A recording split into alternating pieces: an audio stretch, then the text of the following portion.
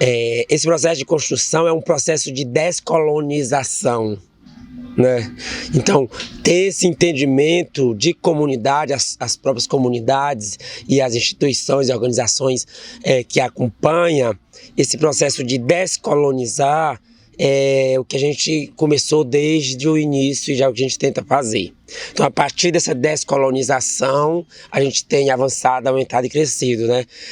Como, por exemplo, acampamentos, que a gente vai discutir a pautas indígenas, e tem quilombolas, e tem quebradeiras, e tem pescadores. Ah, mas não é os indígenas? Então, que os indígenas discutem. Então, tu entender que a pauta dos indígenas também é dependente e é nossa, e a gente pode contribuir para essa construção, isso é descolonizar, isso é tecer a teia. E aí, nesse processo de construção, né, de evolução de teia, volto a dizer, essa descolonização é precisa e ela é importante, porque não é fácil tu juntar vários povos em um único local e discutir a mesma língua. E aí tu vai depois pegar, é bem verdade, que depois muitos camponeses, né, assentados, ribeirinhos, pescadores, vai dizer assim, ah, mas índio tem muita terra, tem que diminuir essa terra. Porque a mente do colonizador, a colonização está entranhada na cabeça dele. Então não consegue aprender, ou melhor, compreender o quão está sendo violento, quanto os parentes, quanto nós também como os indígenas, né? Então isso tu avança para cima dele. E tu não é agronegócio, tu não é a empresa, tu não é o capitalismo, mas tu é os pequenininhos que fortalece o capitalismo, nesse sentido, né? E aí tu vai ver esse confronto. E aí, nesse momento, a gente começa a descolonizar. Não, se nós estamos em cima de área indígena, então vamos lutar para que seja área indígena e vamos tratar da nossa outra área, porque a gente tem EBV. Então, juntar isso e discutir e unificar essas forças é o nosso gargalo e é a nossa potência, né? Claro, não estamos falando de mil maravilhas, mas estamos indo, que descolonizar é isso mesmo, é devagar, daqui a 100 anos a minha descendência ainda vai dizer, ainda vai falar, né, isso. Isso é crescer, né? Quando tu tá só com povo indígena e povo quilombola, e daí a pouco tu começa a ver, vai lá, tem sertanejos, tem quebradeiras, ribeirinhos, marisqueiros, girazeiros, camponeses, sem terra, acampados, o próprio movimentos urbanos. Então tu começa a pegar o político inserido nessa sensibilidade, nessa conexão, nessa ancestralidade que me puxa e me traz nesse sentimento. Sempre nós falamos, teia é pertencimento. Para além dessa luta política, é isso, mas eu acho que antes da luta política, a gente tem feito muitos exercícios com esse processo de descolonizar, de dizer que o tambor de crioula não é satânico, não é do demônio, porque nós pretos estamos repudiando ele, estamos dizendo que é. Então, tu fazer isso é tu começar a discutir a questão política, porque quando tu tá empoderado da tua história, do teu sentimento, do teu pertencimento, da onde tu vem, tu faz enfrentamento político, porque tu compreende. Se não, tu não faz, pra mim tanto faz, eu tô em São Paulo, tô nem aí com quem tá no Maranhão, com a minha família, tô nem aí, tô vivendo aqui, recebendo meu salário ruim um pouco, morando na rua ou não. Então, isso é essa interligação, essa conexão, esse crescimento. Então, uma coisa está ligada na outra.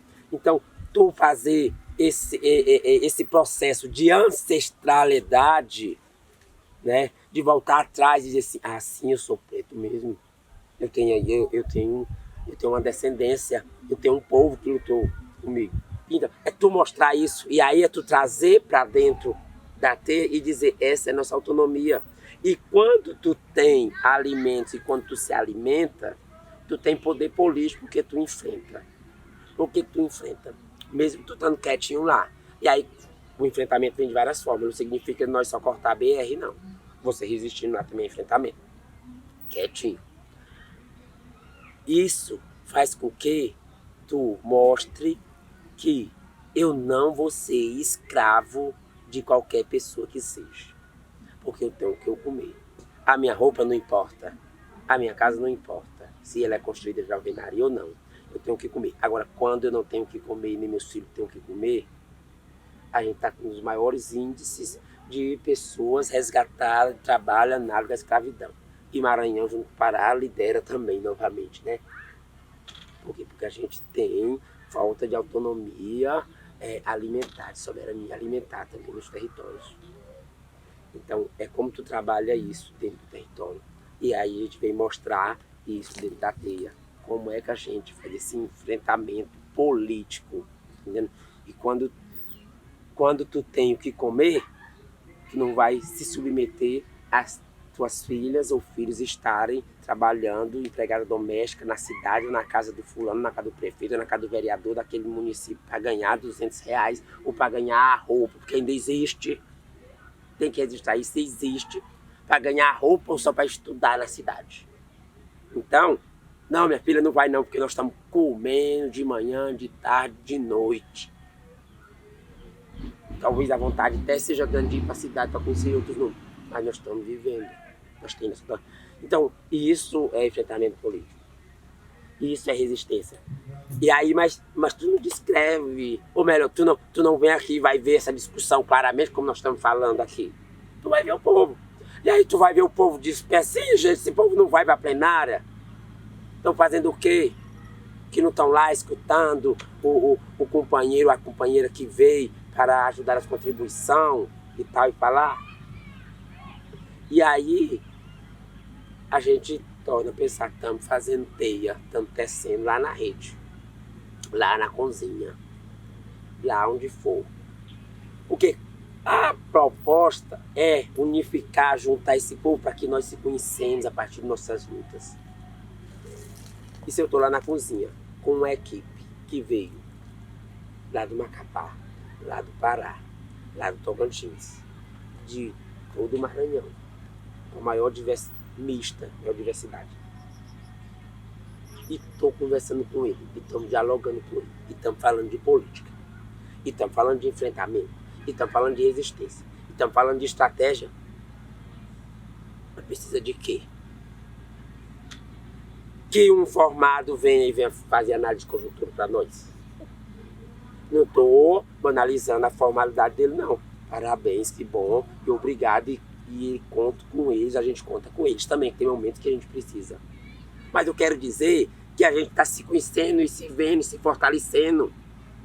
Estão entendendo? Que é companheiros como nós, que está fazendo luta também, e que está chorando a minha dor, e que não vem só aqui para fazer audiência, ou para ouvir nós, para registrar, para dar entrada no processo jurídico, na comarca, não sei da onde. E dizer o que nós temos que fazer, ou dizer que não teve nenhuma movimentação no processo. Porque o processo jurídico não deve movimentar o político. O político move o jurídico e demanda o jurídico, e o jurídico procura e-mail. Aí é a hora do estudo que precisa para combater lá em cima com os grandes.